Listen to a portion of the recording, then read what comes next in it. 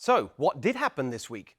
Of course, the media almost instantly glommed on to their favourite form of groupthink, an anti-Republican narrative, instead of the repudiation of Democrats that nearly everyone expected and we certainly wanted.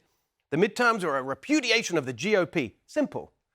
But it's not that simple, actually. Of course, many individual races had a disappointing outcome, but overall, Republicans won the national popular vote 52% to 46%. That is a bigger margin than Biden-Trump in 2020, bigger than Obama's margin of victory over Romney in 2012. In fact, it's roughly the same as 2010, when Republicans gained over 60 House seats and gave Obama his famous shellacking.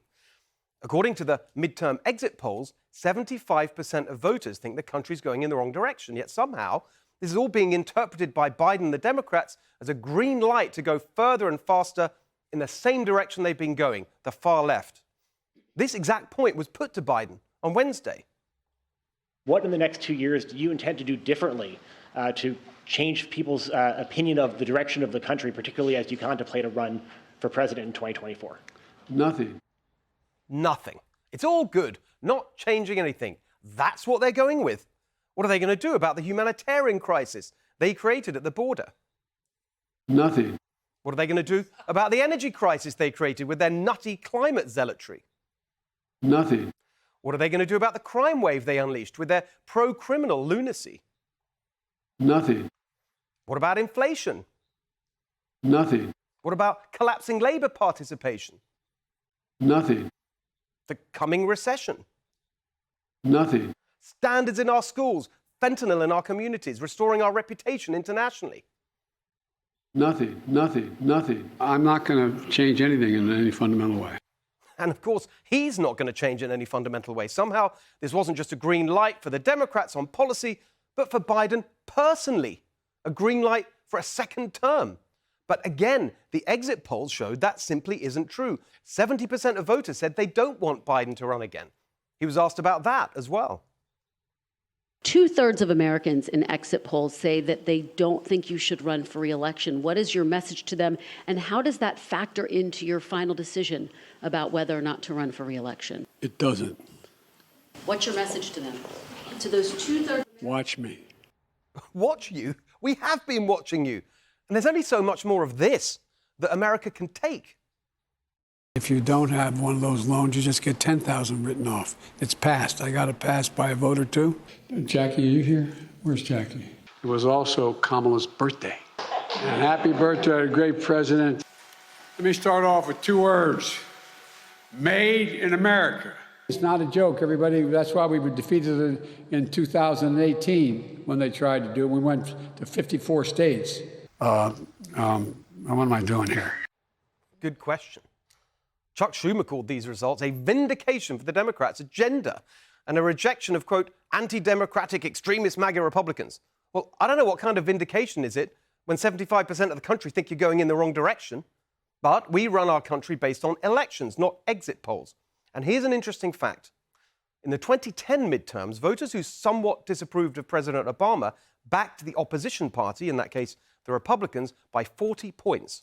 In 2018, voters who somewhat disapproved of President Trump backed the Democrats by 30 points.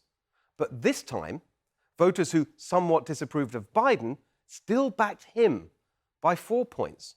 How come? Well, one of the main reasons was the tried and tested response of any party, like the Democrats today, with a terrible record and a hopeless leader. Attack the other side. Voters may say they hate negative campaigning, but it works. That's why we had to put up with all this garbage.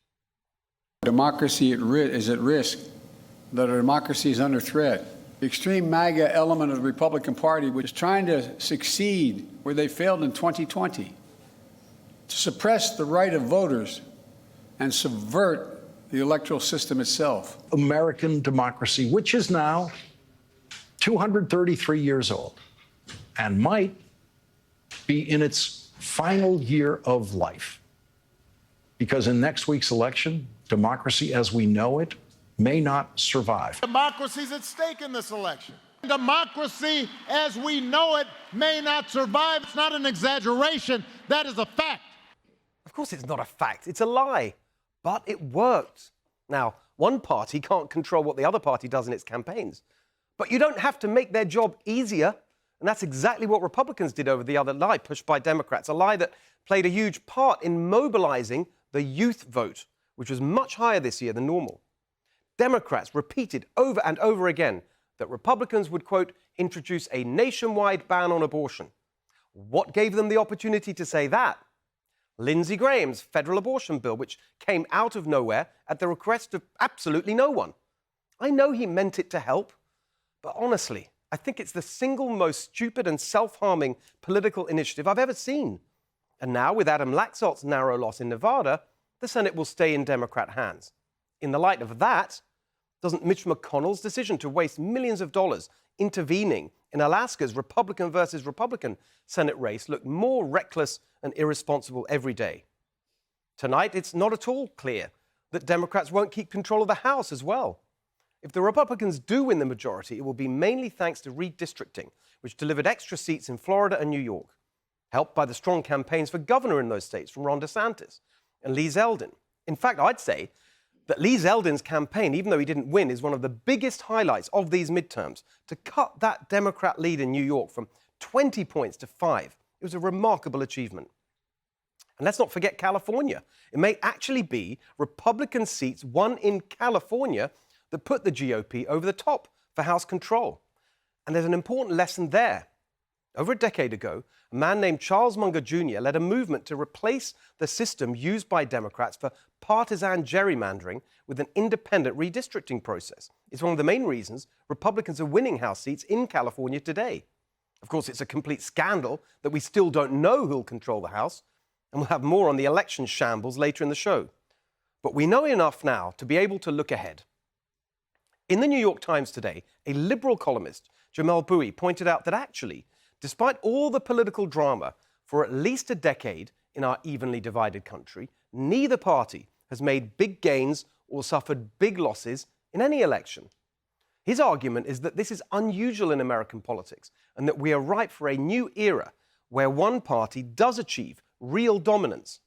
I think that opportunity is greatest for us, because most people don't want the far-left madness, the endless self-righteous virtue signaling, the extremist ideology, the deadly combination of arrogance and incompetence. They don't want it. There is a mainstream, sensible majority in this country that wants common sense, practical solutions to their problems and foundations for their aspirations. Right now, only the Republican Party can offer that. But we need to rethink how we go about it. We need to be more inspirationally positive, but also more aggressive in pointing out the future consequences of Democrat rule, not just the failures of the past. From New York to California, Arizona to Pennsylvania, we must think bigger, bolder, braver, better. That is the next revolution we need. Tell us what you think on the new free Twitter at NextRevFNC and at Steve Hilton X, and share this message when we post it. Hey, Sean Hannity here. Hey, click here to subscribe to Fox News YouTube page and catch our hottest interviews and most compelling analysis. You will not get it anywhere else.